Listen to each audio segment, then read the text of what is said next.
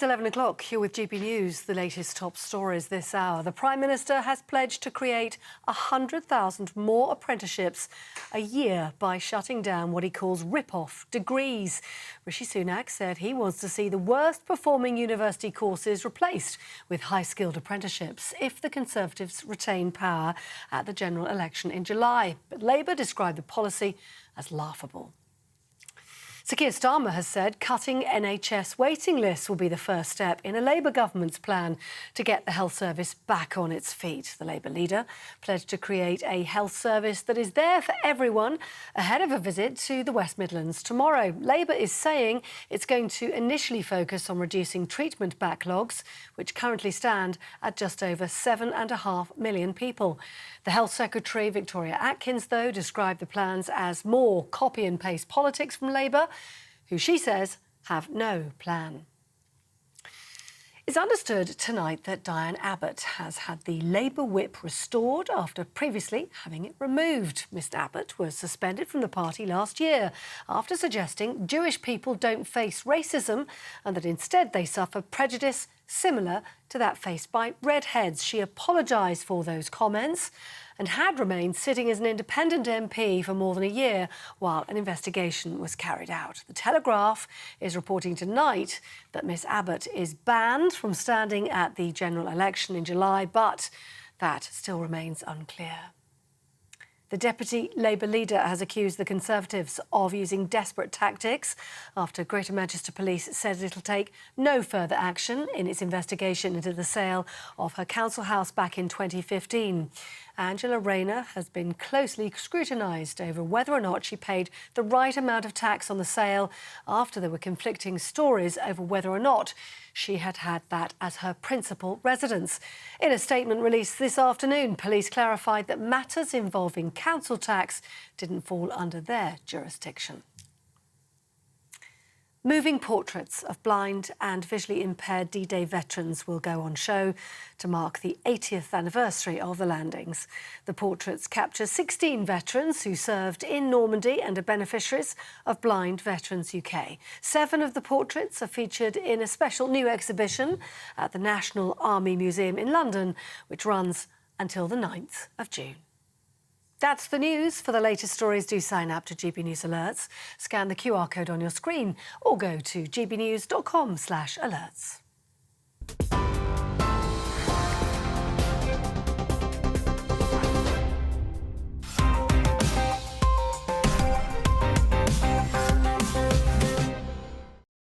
Hello and welcome to Headliners. I'm Simon Evans. Joining me to plunder Wednesday's newspapers for story gold, we have 2 comedy pirates, Captain Curse and cabin boy Steve. Stevie it's been, in fact. Oh, Steve lad. Yes. You don't strike me as piratical. I can imagine you, though, actually. As a pirate? Yeah, definitely. Yeah. I don't know if there were Scots pirates. I assume there were, but... Yeah, I should imagine there were. Yeah. Anything that floats and try and rob you. Yeah. But would you have been doing it under Her Majesty's sort of surreptitious orders? Because they're the pirates, and the rest of the world sees them as essentially the Queen's men in... So pirates were actually on Her Majesty's Secret Service. That's how the rest of the world sees Drake. I only learnt that quite recently. Right. Yeah, he's known as Drake the Pirate in South America. Right, yeah. Sort of like James Pond. Yeah. Thank you. We're not going to top that, are we, tonight? We've gone early. Anyway, let's have a quick peel at Wednesday's front pages. Telegraph of Sunak. I'm talking to Johnson about the election. Don't know what Johnson is slang for. Guardian, Israeli spy chief threatened ICC official over war crimes inquiry. The Daily Mail, Tory vow to ban rip-off university degrees by changing law. The Times, Sunak plans university cuts to boost apprentices. The Financial Times, Reeves rules out surprise tax rises in bid to bolster economic credentials. And the Daily Star, imperialist titch, I lob all my slugs into next door's garden. Right, those are your front pages.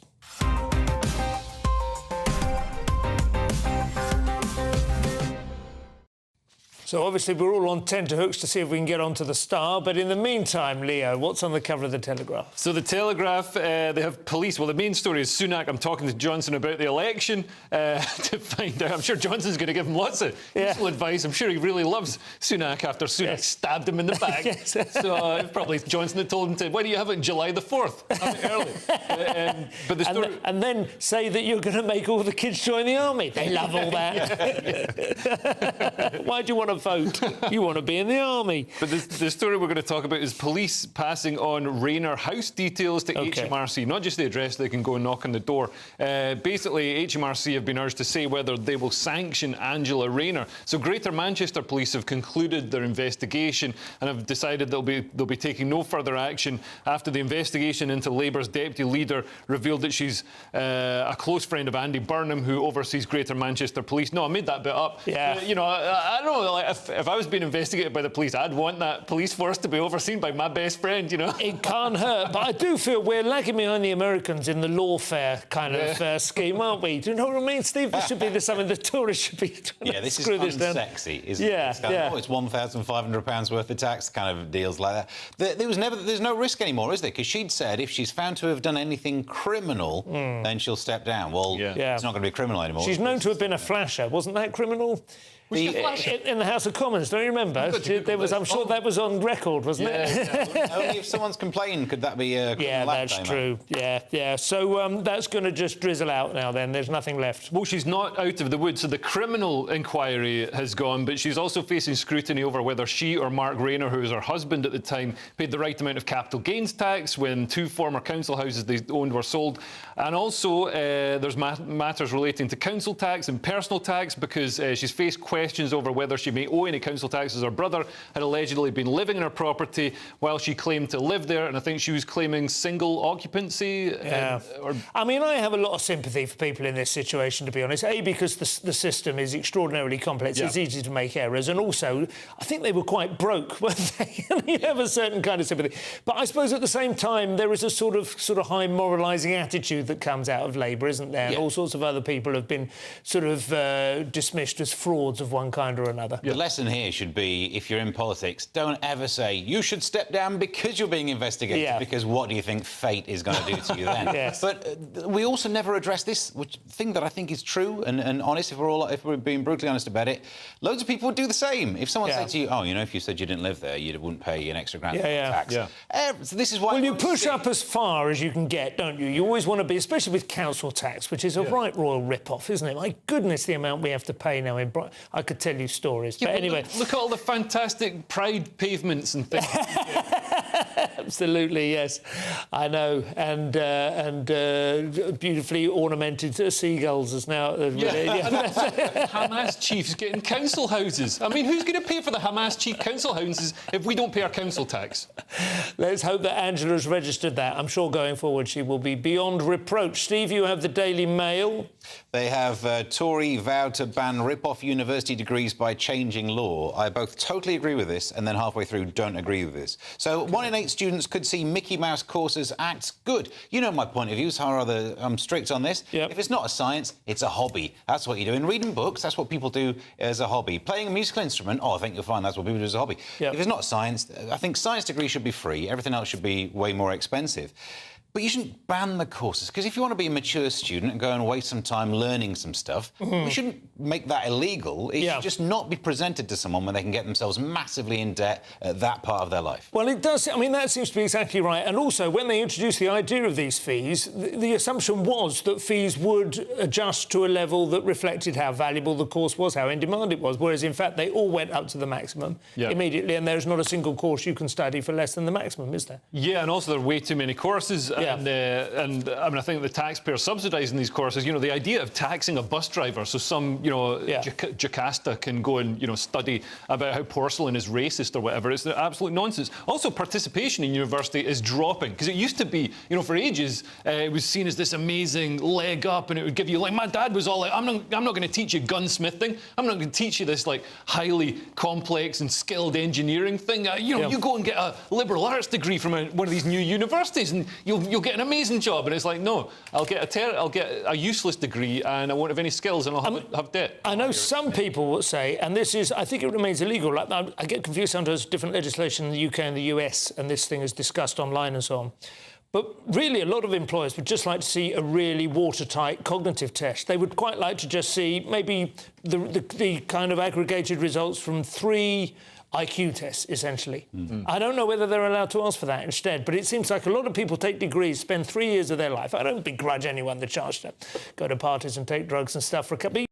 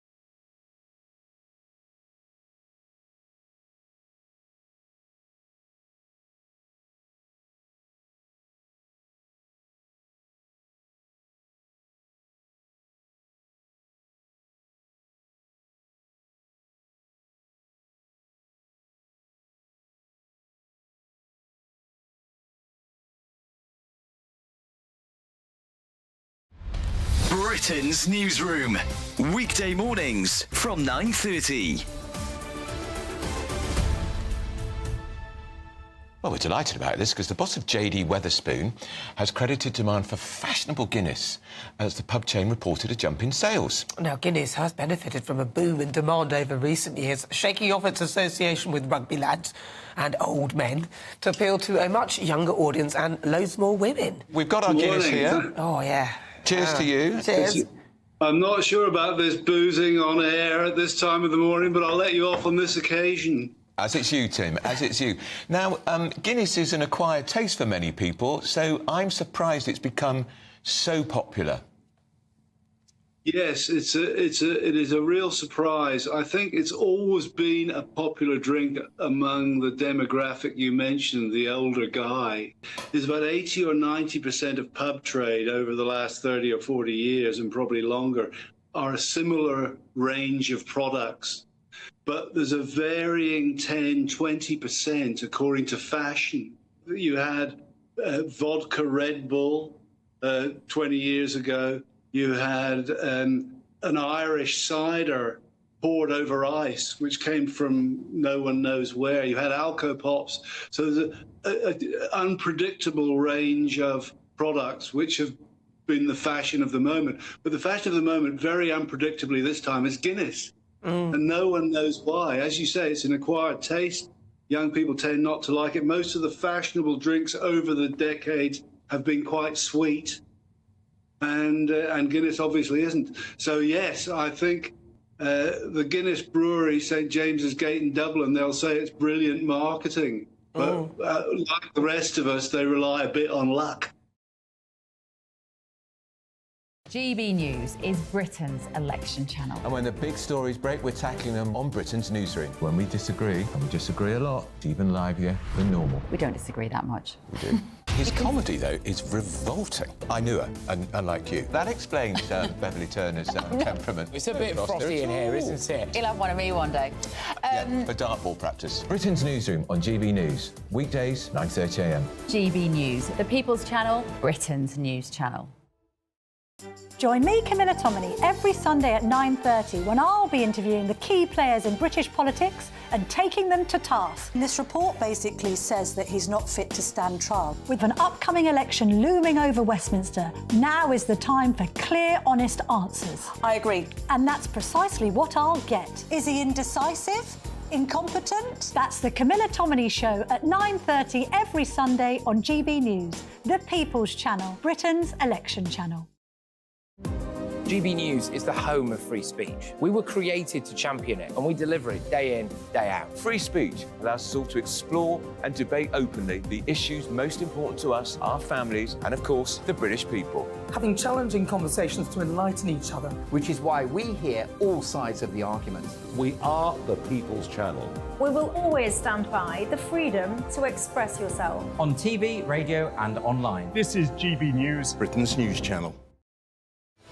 I'm Patrick Christie's. Every weeknight from 9, I bring you 2 hours of unmissable, explosive debate and headline-grabbing interviews. What impact has that had? We got death threats and the bomb threat and so on. Our job is to do what's in the best interest of our country. You made my argument for me. My guests and I tackle the issues that really matter, with a sharp take on every story. I'm hearing it up and down the country. That was a beginning, not an end. Patrick Christie's tonight from 9 p.m. only on GB News, Britain's news channel. Join me, Camilla Tominey, every Sunday at 9:30 when I'll be interviewing the key players in British politics and taking them to task. This report basically says that he's not fit to stand trial. With an upcoming election looming over Westminster, now is the time for clear, honest answers. I agree. And that's precisely what I'll get. Is he indecisive? Incompetent? That's the Camilla Tominey Show at 9:30 every Sunday on GB News, the People's Channel, Britain's election channel. We're GB News, and we come from a proud tradition of British journalism. That's why I'm so excited to be here. It's something so new. The first news channel to be launched in Britain in over 30 years. Launched to represent the views of the British people. To go where other broadcasters refuse to go. How did you find out about the story in the first place? Launched with one aim. To be the fearless champion of Britain. It's an absolutely fantastic atmosphere here. This is GB News. The People's Channel. GB News, Britain's news channel. I'm Patrick Christie's. Every weeknight from 9, I bring you 2 hours of unmissable, explosive debate and headline-grabbing interviews. What impact has that had? We got death threats and the bomb threat and so on. Our job is to do what's in the best interest of our country. You made my argument for me. My guests and I tackle the issues that really matter, with a sharp take on every story. I'm hearing it up and down the country. That was a beginning, not an end. Patrick Christie's tonight from 9 p.m. only on GB News, Britain's news channel. Join me, Camilla Tominey, every Sunday at 9:30 when I'll be interviewing the key players in British politics and taking them to task. This report basically says that he's not fit to stand trial. With an upcoming election looming over Westminster, now is the time for clear, honest answers. I agree. And that's precisely what I'll get. Is he indecisive? Incompetent? That's the Camilla Tominey Show at 9:30 every Sunday on GB News, the People's Channel, Britain's election channel. GB News Breakfast. Every day from 6 a.m. If she has such ambitions, where does this leave Prince Harry? I mean, he's obviously already resentful that he was treated as a spare back here in Britain. But he would only then become even more of a spare if he were married to either the president or somebody who was clearly setting her sights that way and taking various offices. Yes, clearly this presents a problem for Harry, because if you notice what their plans are, and there's Meghan's lifestyle blog, American Riviera Orchard, an odd name, really rather ponderous. I think her PRs could have thought up something better. And then this Netflix program on cookery and entertainment and so forth. Harry is doing a series on polo, which is a bit of an elitist sport, actually. But of course, Harry has got Invictus. And so they have to, as they plan, Harry must, it must be absolutely definite that Harry will be integral to the planning. I mean, remember, he is very emotionally reliant on her and therefore might be content in this context to be a spare, even if many people would laugh. But I certainly see, remember, you have to begin by hard campaigning. They're only putting in a each for other charity artwork.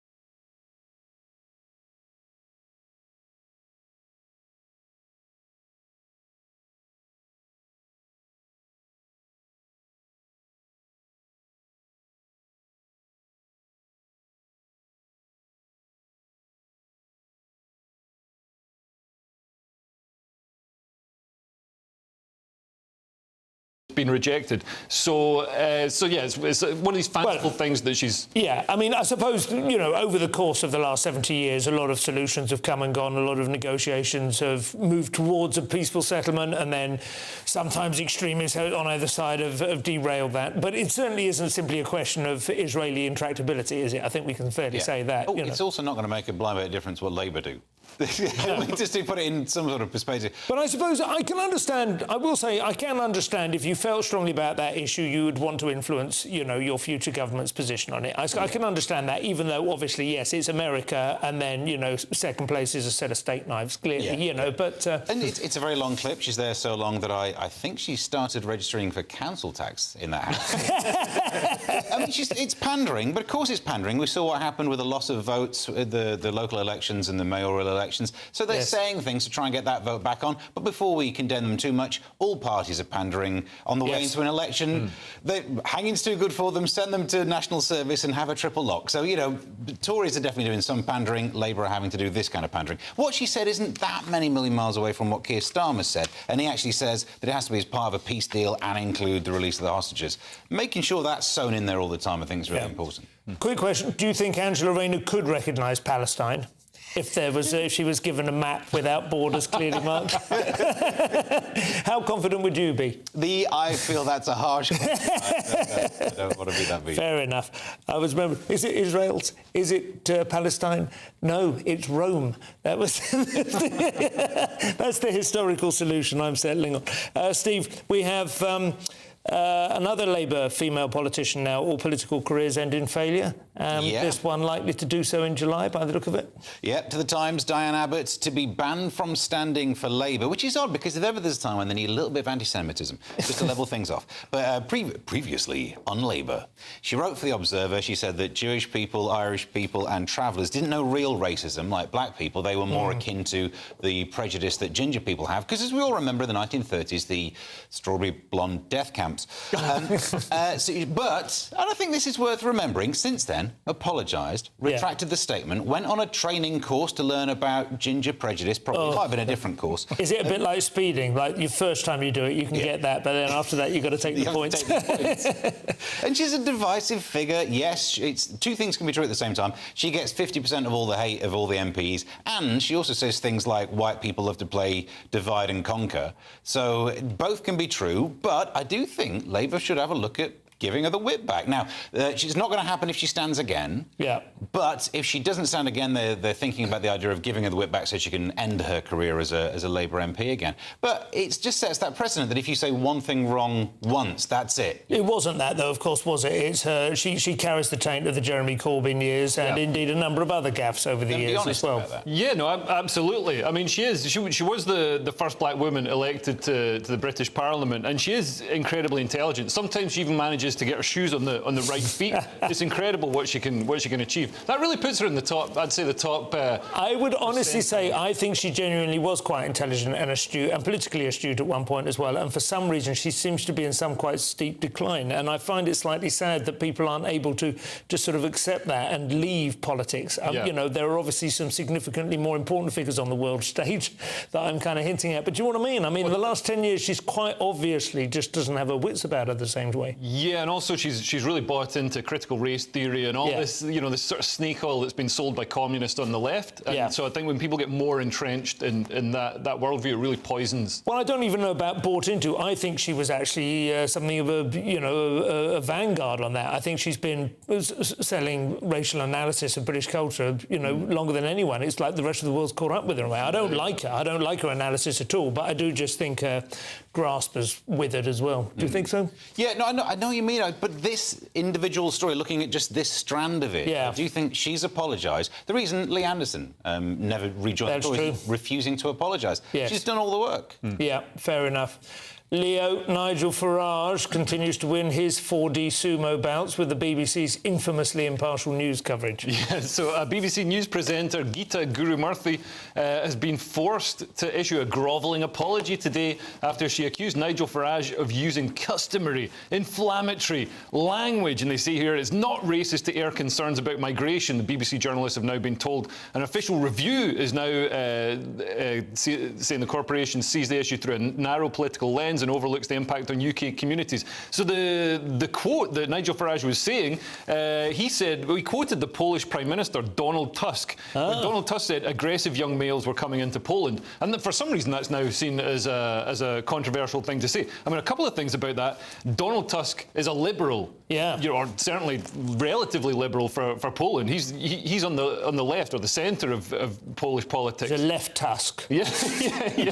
And it also just blatantly shows the bias that the BBC have. I mean, Nigel Farage was quoting somebody saying this, and Gita Gurumurti. Yeah, I don't know. She is the sister of Krishnan. Yeah, I looked it up. I wondered as well. Yeah, interesting, because he's on Channel 4, isn't he? Yeah. Do you not feel they should pick a channel? I mean, I know we had two Dimblebys, one on radio and one on the really, I do kind of feel. I suppose that's the two of them, yeah. Anyway, what do you think, Steve? Does it feel like he was being inflammatory, just to quote Tusk? Well, it's not her job to say so, no. That is exactly the job of being a BBC newsreader, is to not pass comments straight off the back of a clip. So, but I saw someone on Twitter saying, Ofcom won't even look into this. Well, they won't, because it was apologised for in broadcast. Yeah. It's the kind of thing whenever we're on and Lewis says anything, we have to say, I apologise. Yes. That's the only reason we managed to keep going. So at least it was apologised for. I think it's interesting, though, why it's less of a shocking thing for Donald Tusk to say, but for Nigel Farage to say it. And I think the context is British history. We are more... Well, there's a certain group within Britain more likely to slap ourselves around a bit. And Poland doesn't have that history. Yes. So you can get away with saying it. Douglas Murray says it has a strong sense of the tragic... strong sense of the tragic in life or something like that? That's his analysis in The Strange Death of Europe. There's a different vibe in that part of the world, having lived under communism for many years, but also, of course, having to... being invaded and... having to fend itself off a lot, yeah. Anyway, barely days left to run now, Steve, but Parliament has found something it can agree upon, according to The Independent. Labour expected to prescribe Iran's Revolutionary Guard as 550 parliamentarians demand action. Quick side question, how long after a revolution should you stop going on about it and naming everything revolutionary? Yeah. Do you know what I mean? Because at some point, you're harking back. Well, no, that they have to do that in order to maintain their legitimacy, don't they? Because if they become the establishment guard, then they're inviting the next revolution. You are now the establishment. But this group of 550 parliamentarians want to prescribe it as a terrorist group, and it's so rare to get such cross-party agreement that already you've got to think there's something in this. If David Lammy gets the gig, he's up for doing it. I think it'll be interesting to see what Gen Z do with this, because 2 years ago, they were all about hating Iran because the protest, because the girl got killed about what she was wearing. Or even, I think, 2 months ago, there was still a lot of action on Twitter about people... But now Gen Z are pro-Hamas and Iran's pro-Hamas. This is going to be a very difficult triangle to try and put together. Every generation has an educational experience sooner or later, isn't it, in the complexity of geopolitics. I do think it's quite encouraging that there is this kind of cross-party consensus against Iran, but I do wonder also, there was I think, God, I can't remember her name. I cannot remember her name, but somebody was saying Iran is like gearing up to roll out terrorist outrages of one kind or another around the world. What do you think? I don't know that I buy into that, to be honest. I think we're incredibly vulnerable to it in the West because we don't have any border control whatsoever. True. And previously, we've had trouble with Islamists, just people who buy into this idea of a greater Islamic caliphate and exterminating all the horrible. But lone actors, as a rule. Essentially, lone actors are working, not organised, not state-backed. Now we're going to have state-backed terror coming to the West, and there's no security when people come across the channel. When you go to the airport, you've got to go through a scanner, take your shoes off. I've never once seen one of the cross-channel people being told to take his shoes off. No. I can't remember even in Paris or in Nice. Paris, the Bataclan, that was Al-Qaeda, wasn't it? I think it was. I have to try and remember this, not connected to Iran. But that was a coordinated attack. Yeah. Most of them, even in mainland Europe, have been individual people, like the truck attack in Nice and so on. In this country, we've never had a coordinated Islamist attack, I don't think, have we? Like, from a number of people, like the 7th of October. The 7/7 bombings were...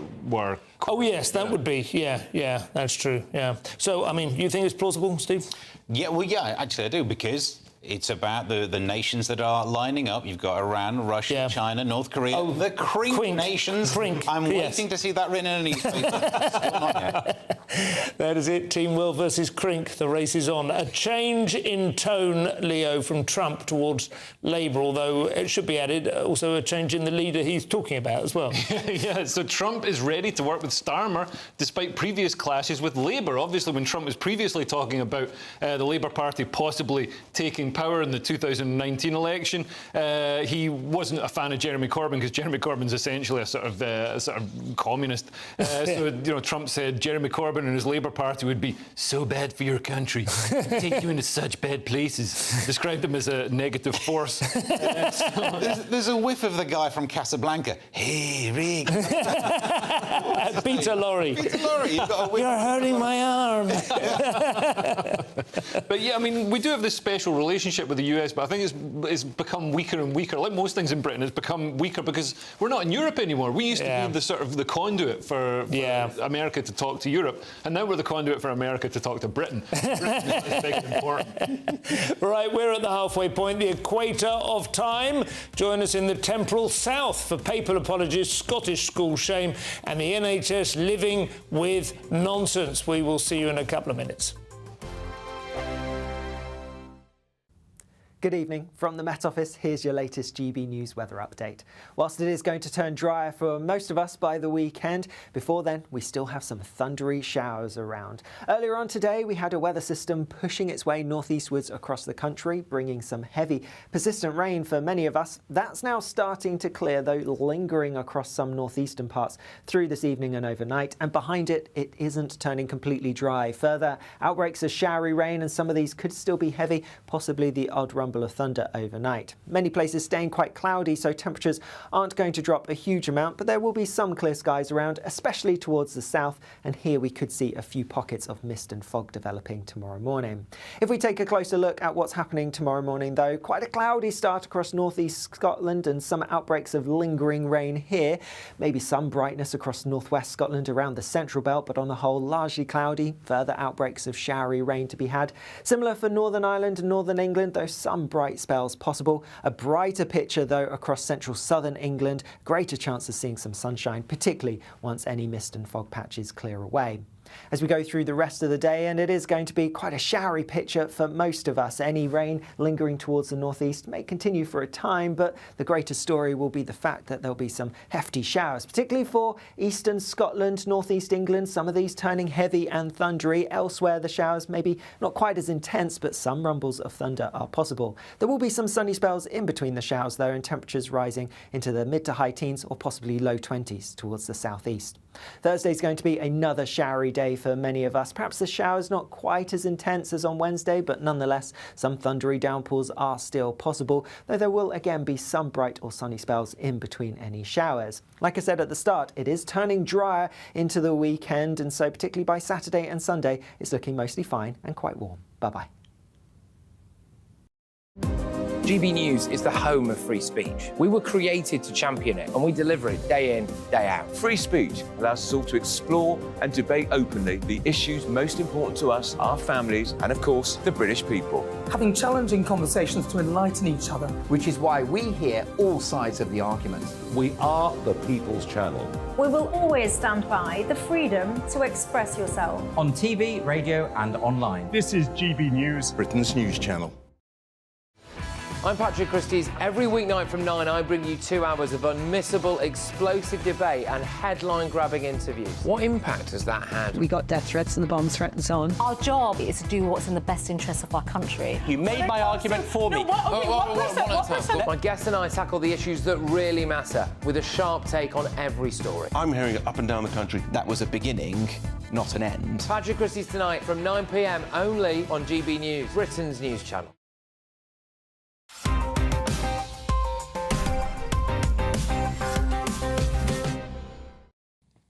And welcome back to Headliners. So Steve kicking this section off with a rare papal apology from Rome. Try saying that after a couple of pints of creme de menthe. This is in Wednesday's Guardian. Vatican issues apology over Pope Francis's homophobic slur. Also, I heard a rumour that he was referring to trans women as men in dresses, but it turns out it was just the bishops. The statement... Cardinal error. the statement says the pontiff apologises to those who felt offended by the term reported by others. So let's just analyse what a bad apology this is. Yeah. It's not apologising for offending, it's apologising for those who felt offended by the thing that you heard from someone else that was said, not admitting that it was said. Yeah. This is some top flight not apologising. Well, he is ineffable, or what is it, immutable? What is he? He's indescribable. He's infallible. He's irreparable. He is infallible, that's right. He's not, is he? Well, no, clearly he is infallible, and that's why he can't apologise. He's God's representative on earth. Who grasses the Pope up? Who grasses God up? On earth. I hope God saw that. Yeah. But the word he said, we don't know what it is in Italian, and maybe one shouldn't even say it, but it's quite hard to nail down. But is it, I mean, do we know how rough it is in Italian, as it were? I think you can say the Italian frogacini, which is... Frogacini. I had one of those at Starbucks, I'm sure. Technically, it translates as a ball of chopped liver that's been fried, if you know what I mean. So oh, right, it's that slur food-based. Yeah, OK. And he was talking about the homosexuals going into the seminaries. I don't know if he pronounced it as seminaries deliberately. Yeah. He seems like he's doing a lot of hate jokes, this guy. But he's done the apology, a rare apology, which... He's been kind of pro on this issue before. Soon after becoming Pope, he famously responded to the question about gay priests, who am I to judge? The Pope. Yes. You're the one guy who gets a say in this, but it turns out that he thinks there might be too much... Frogacini. Yeah. I suppose one question, if you want to try and get anything worthwhile out of it, does he mean it literally, or does he mean it in that sort of sense that they might, do you know what I mean, like a kind of thematic, I think also, the tonal thing. I think the thing I should have included in this, it's his second language. Yeah. So he might not have known that was a offensive term for to get across. That's Spanish. Or Argentinian. So what he might have been just saying too many flower decorations or something, you know, like so too much. I don't know. Do you know what I mean? Like, maybe he just wanted a nice box of Mr. Brains. Yeah. And everything got out of hand. Shocking news from north of the border now, Leo, in the Telegraph. Shocking, at least for anyone not aware of the extent to which your people have fallen. Yeah, so over 95% of Scottish secondary schools allow children to self-identify their gender, and only 4% of institutions always inform parents when a child discloses identity distress. That's when they're like, you know, I think I'm a... Mama, I think I'm a woman or whatever. I don't know why I'm trying to do a Scottish accent. I think I'm Mr. Brains. Yeah. So the situation means that biological males are being allowed to participate in female sports classes at schools and share toilets and changing rooms with girls in a majority of high schools. And there's also been issues with school trips and, you know, all kinds of things where, you know, safeguarding really is an issue. I mean, it's an issue in sports and on the school grounds as well.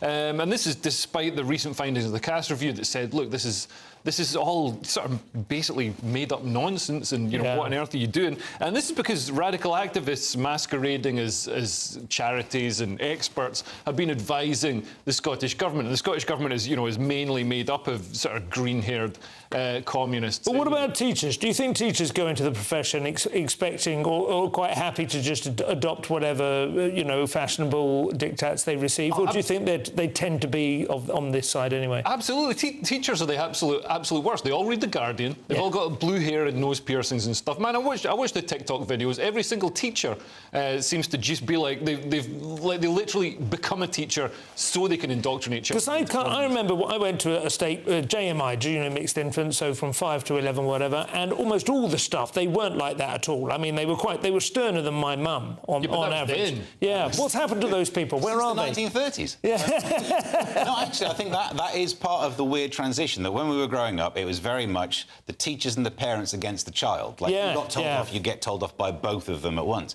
Now you've got the schools not even telling the parents what's happening to their child. Yeah. Issues that the child are having. And the only thing I disagree with is when you talk about the Cass report, I don't think the Cass report said one side's made up nonsense. The great thing about the Cass report is that it didn't say anything that can easily be kind of dismissed without being read as, oh, you're just a turf document. So actually it made some points. If you don't have evidence, don't act as if you've got evidence. And that seems to make sense. Crimes against language in the mail now, Steve, as the NHS appears to be living with cringe. Yeah, NHS blasted for being politically correct after it emerges official advice describes fat people as living with overweight. Now, I live with overweight. She hates it when I call her that. No, so experts claim that using first-person language reduces discrimination. Just in case anyone struggles to imagine what overweight looks like, I think we have an image. Oh, you git. Oh, look at that. Oh, how very... No, there she is. Oh, no, that's disgraceful. I do apologise. I didn't expect that. So, what this story tells us is that the English language is about to die out, because the problem is overweight is an adjective. Yes. So, like, obese is an adjective. You don't live with obese, you live with obesity. Exactly. Overweightity or awaiteness. I'd take that as a... But you can't be messing with the language. Tam Fry from the National Obesity Forum said it's a mistaken attempt to ease the fear of being labelled fat. No fat person has ever wanted this. No fat person says, could you add to my embarrassment of my muffin top by calling me a weird thing that makes it sound like I can't handle being called fat. Fat people love fat. They put it on all their foods. And also, well, that's not necessarily, of course, that is possibly where the problem started, because it's sugar, that's right. But it's sugar and fat together, isn't it? That makes it unstoppable. I've been on the Lewis Schaefer course. But, but it does, I mean, it is, yes, right. It is because drinking dehydrates you. But what it is it's not just patronising, it's sort of disabling, it's infantilising, isn't it? It suggests these people have no agency. They live with something that is sort of blown onto them as if they were just walking down the street and it's like a carrier bag. As if the ice cream, as if the ice cream just falls into their mouth. It's like you get these fat people being like, oh, I just can't shift the pounds. It's like, what are you doing when you're in the supermarket? What are you buying? I mean, you literally can't. It's like, it's harder. Absolutely, don't let it in the house. But I do have some sympathy because, you know, some people have more powerful hunger pangs and so on. And if you eat a bad diet, if you get that ball rolling, if you get that flywheel turning, it can be hard to slow it down. We know. Get fat and die then. That's a good choice. I don't say that. I'm just saying you've got to create the interest. You've got to create the agency in people. You don't say you're living with overweight. You're saying you've got a bad diet. Fix it. You know. Well, the NHS says living with overweight was nationally and internationally a widely used term. We speak the language too. Yeah. All the people in Poland and Iceland and Italy living with overweight. Fragoccini. Steve, a development to delight the ghost of Oswald Spengler now in the Telegraph. Which one are we going to? This is the death of Western civilization. Oh, have I already swapped? Oh, this is the TikTok. Oh, yes. Inside the first TikTok election. Yes. Remember the app that the US was banning only? They're not banning it, but the newspapers say that. And the app that you can't have on your work phone if you work for our government. By the way, good. Get rid of Candy Crush. Do your darn job. Yeah. Well, now it's a place where young people get their news, so all parties are getting involved. It's got to be cringier than being called living with overweight. Rishi Sunak was on there saying, hi, TikTok, already. Yeah. It's going to be like some supply teacher trying to talk to you about Jesus, isn't it? Sorry to be breaking into your usual politics-free feed, but I've got a big announcement. This is about they're all going to be going to war. Yes, that one. They love that National one. Service. Meanwhile, Labour had a meme of it with that Lord Farquaad from Shrek saying, some of you may die, but it's a sacrifice I'm willing to make. Very nice. It's not a bad one, is it? But it just means that... I have a feeling, you know, it's funny, in America, the funny thing, in 2016, we learned that the left can't meme. That was a big learning, wasn't it? And the right had all the frogs and all. It was hilarious. I've got a horrible feeling in this country, probably Labour are going to be better at this, aren't they, than the Tories? Well, the trouble is we've got two left-wing parties, so neither of them can meme. Yeah, that's true. That's exactly what it is. Do you think Reform will be able to meme? This will be the big test. Absolutely. Well, I'm not sure, because the average age seems to be about 68, so I'm not sure that's the prime time. But I was just worried that apparently almost half of adults get their news from social media. God. That's kind of terrifying. Yeah, like, I mean, I get it off TikTok, but it usually has a link to a proper newspaper if you want to read the... Yeah. Oh, but who wants to... I just like headlines. Just pick it up off a single image. That's it for this part. The end is nigh. Join us in the final section for football stickers, solar stickers, and entertainers who are sticking with it too. We'll see you in a couple of minutes. GB News Breakfast. Every day from 6 a.m. If she has such ambitions, where does this leave Prince Harry? I mean, he's obviously already resentful that he was treated as a spare back here in Britain. But he would only then become even more of a spare if he were married to either the president or somebody who was clearly setting her sights that way and taking various offices. Yes, clearly this presents a problem for Harry, because if you notice what their plans are, and there's Meghan's lifestyle blog, American Riviera Orchard, an odd name, really rather ponderous. I think her PRs could have thought up something better. And then this Netflix program on cookery and entertainment and so forth. Harry is doing a series on polo, which is a bit of an elitist sport, actually. But of course, Harry has got Invictus. And so they have to, as they plan, Harry must, it must be absolutely definite that Harry will be integral to the planning. I mean, remember, he is very emotionally reliant on her and therefore might be content in this context to be a spare, even if many people would laugh. But I certainly see, remember, you have to begin by hard campaigning.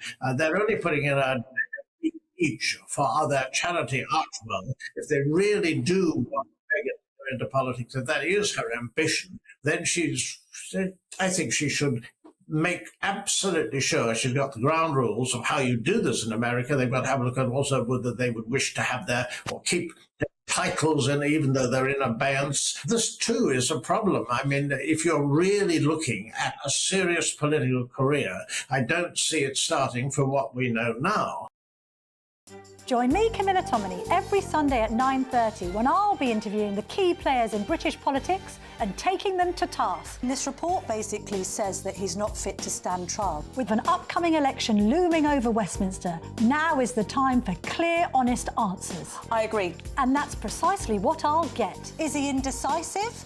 Incompetent? That's the Camilla Tominey Show at 9:30 every Sunday on GB News, the People's Channel, Britain's election channel.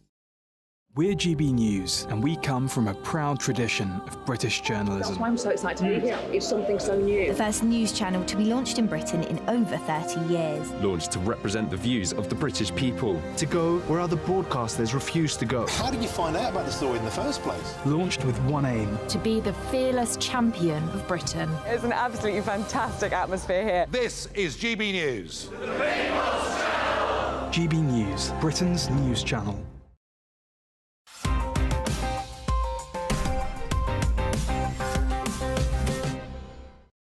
And welcome back to Headliners for our final section. We have to nip through these, Leo. The Daily Mail have news of corporate warfare to rival the great organised crime racket. Yes, this is the great football sticker rip-off. This is basically the two football sticker companies going to war. There's Panini, who do shinies and the legendary heraldic knight insignia. And they also do lovely toasted buns as well. Yeah. And then there's also Topps, which is an American company. So Panini see Topps as cheap and nasty, and Topps are coming for Panini because stickers are not a complex business. Topps is a problematic name, isn't it? That's another meaning altogether. The Pope would like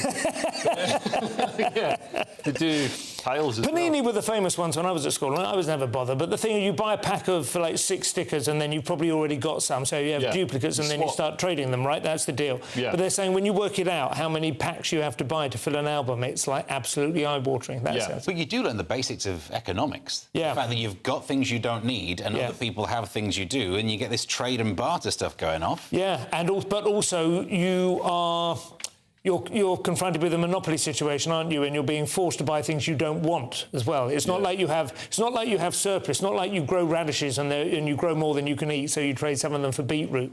You're being forced to buy, I don't know. There probably is an economic term for this. I suppose a bit like mining, isn't it? There's a lot of ore left over at the end of the day. Yeah. But anyway, midfielders that no one cares about. I mean, I'm slightly surprised and a little touched to find out kids are still doing this in the internet age, where you can literally just get a brilliant picture of every footballer you've ever heard of on your phone immediately. Yeah, exactly. Lazy apes. The Guardian, Steve, have news that might conceivably interest more than it does the viewers. It's a ticking time bomb. Why are so many entertainers forced to work past retirement age? Feels like it is aimed at you, Simon. I don't know why they did this. Yeah. Don't blame me. You got 20 years, you're fine. Leo, my goodness, barely begun. Jobbing workers to familiar names, loads of people working into their 70s and 80s. And Alexis Sales quoted saying, if you made your money in the 70s and 80s, you got a better chance of being well off. I got into local radio just after the Radio Authority freed up the licences, so the money was terrible. Yeah. I filmed an advert way after Alan Davis blacklisted the Abbey National. Abbey National, so the money was rubbish. When he was Jonathan Creek. And I managed to get on TV in an ensemble thing. Basically, I would love Alexis Sale money. Stop moaning about what you're having to do. No. I mean, to be fair, I don't think Alexis moaning, but I mean, I remember Stephen Fry used to earn enough to like buy a house on a daily basis just doing voiceovers for adverts. That has all gone. And also, it is true when you get into comedy, it is a bit like the Wild West, and nobody well, I say nobody takes, but very few people will kind of, your agent won't kind of say get an accountant and also a financial planner and stuff, you know. Yeah, well, talking to comedians who were around at the the end of the 90s when you're still making good money from clubs and houses were cheap. You could buy, talking to comedians who bought like a flat in Vauxhall or whatever, or a house in Clerkenwell for 40 grand. Yeah, and then sadly fell asleep with a fag on the go, and that was the end of that. Finally, some good news, Leo, in The Independent, at least for anyone that has access to the sun. I don't know how many overseas viewers we have. Yeah, that's the sun as in up in the sky, not the newspaper. So world-changing solar tech could mean the death of batteries. So these can be printed off on this printer in Stockholm, and they harvest light from any source, even a candle, even the moonlight. Wow.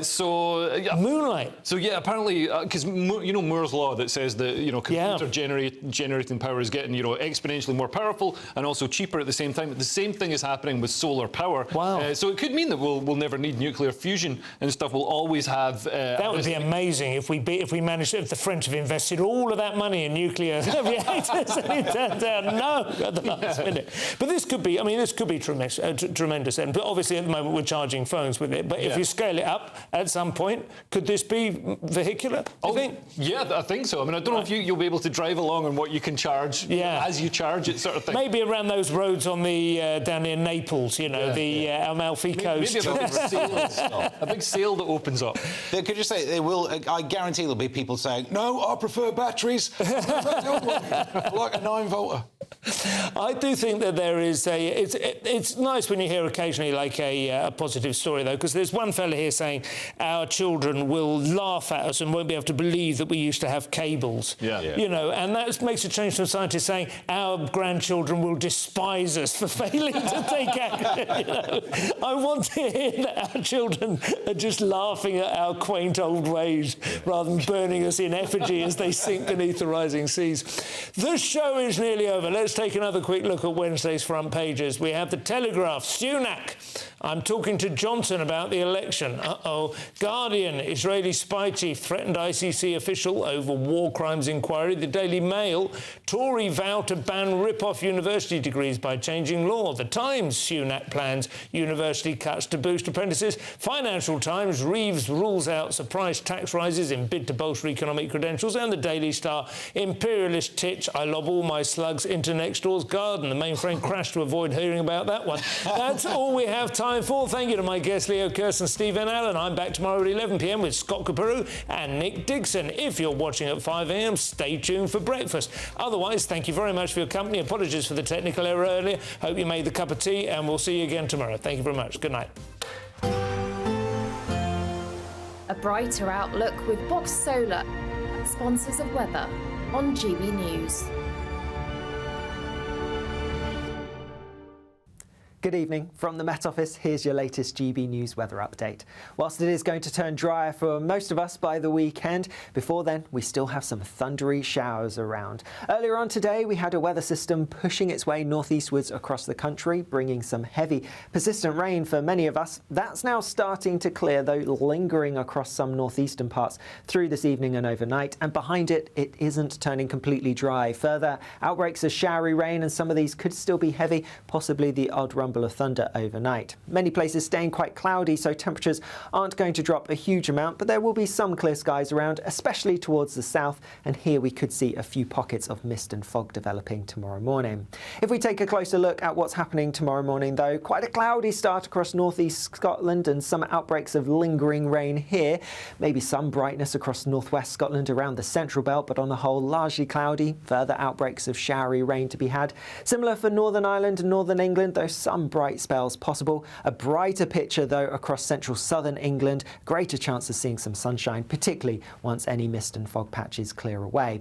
As we go through the rest of the day, and it is going to be quite a showery picture for most of us. Any rain lingering towards the northeast may continue for a time, but the greater story will be the fact that there'll be some hefty showers, particularly for eastern Scotland, northeast England, some of these turning heavy and thundery. Elsewhere, the showers maybe not quite as intense, but some rumbles of thunder are possible. There will be some sunny spells in between the showers, though, and temperatures rising into the mid to high teens or possibly low 20s towards the southeast.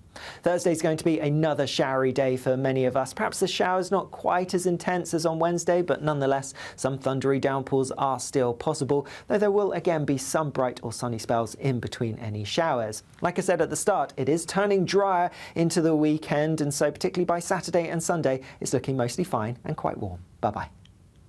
Looks like things are heating up. Boxed boilers, sponsors of weather on GB News.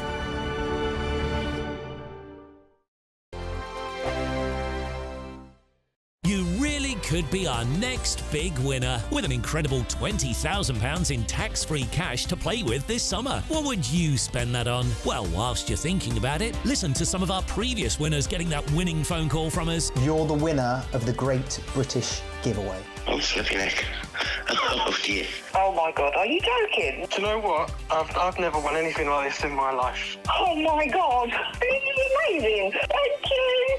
Hurry, as lines close on Friday. For another chance to win £20,000 in tax-free cash, text PRIZE to 63232. Text costs £2 plus one standard network rate message. Or post your name and number to GB05 PO Box 8690 Derby DE1 9TT. UK only. Entrance must be 18 or over. Lines close at 5 p.m. on Friday. Full terms and privacy notice at gbnews.com/win. Please check the closing time if listening or watching on demand. Good luck. GB News is Britain's election channel. And when the big stories break, we're tackling them on Britain's newsroom. When we disagree, and we disagree a lot, it's even livelier than normal. We don't disagree that much. We do.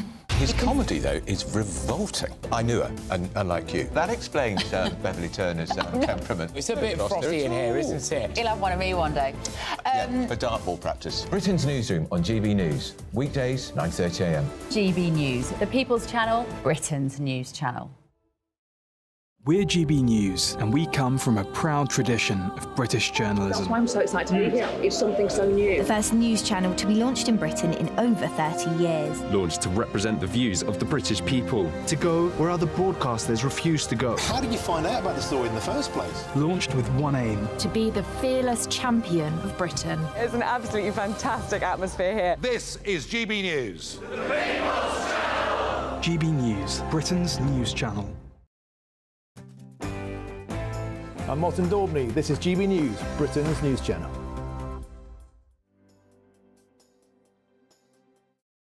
Weekdays on GB News. Wake up to breakfast every day from 6 a.m. Followed by Britain's newsroom at 9:30. At noon, it's Good Afternoon Britain. Followed by Martin Daubney from 3 p.m. Only on GB News, the People's Channel, Britain's news channel. We're proud to be GB News, the People's Channel, and as you know, we always love to hear your views. Now, there's a new way of getting in touch with us at gbnews.com/your-say. By commenting, you can be part of a live conversation and join our GB News community. You can even talk to me, Bev Turner, or any of the members of the GB News family. Hello there, I'm Eamon Holmes. Thank you for joining us on GB News, Britain's news channel.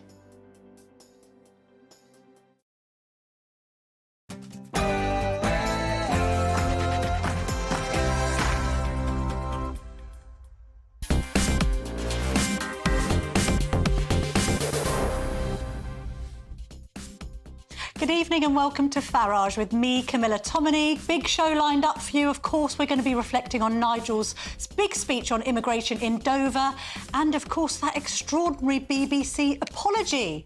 We're also going to be talking about whether this is a TikTok election dominated by social media, and we're going to be speaking to the female fly fisher woman who wants to join an all-male angling club. But first, here's the news with Polly Middlehurst.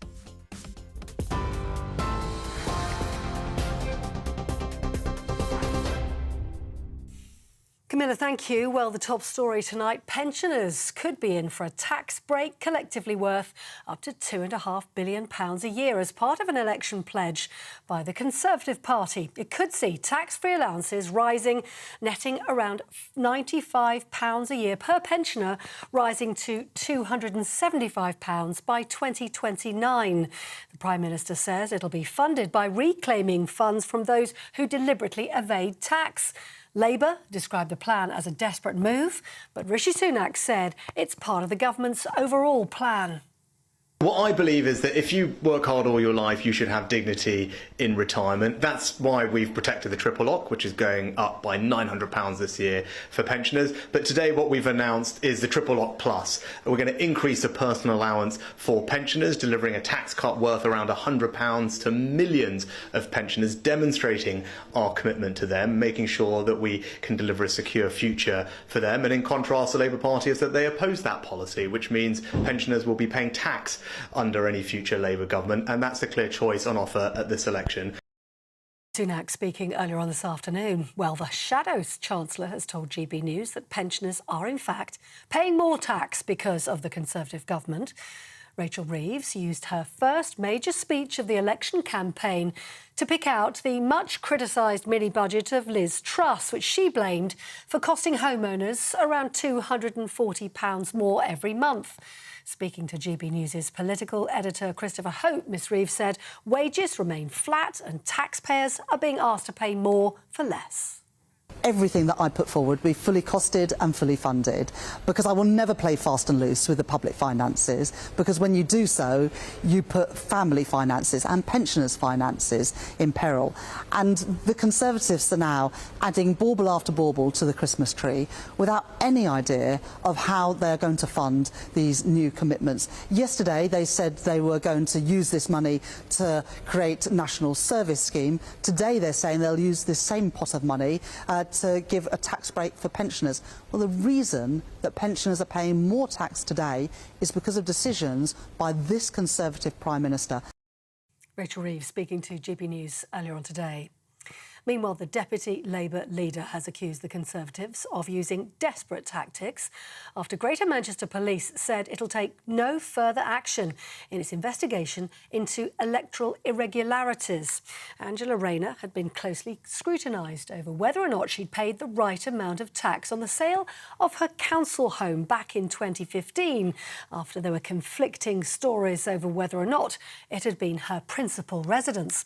In a statement released this afternoon, police clarified that matters involving council tax don't fall under its jurisdiction. Sir Keir Starmer reacted this afternoon.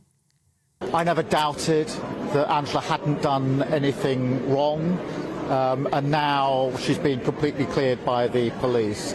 And that means that Angela can be campaigning with us. This is an important moment for the country. This is an election that is all about change, turning our back on 14 years of chaos and division. Starmer. For the latest stories, do sign up to GB News. Scan the QR code on the screen right now, or go to gbnews.com/alerts.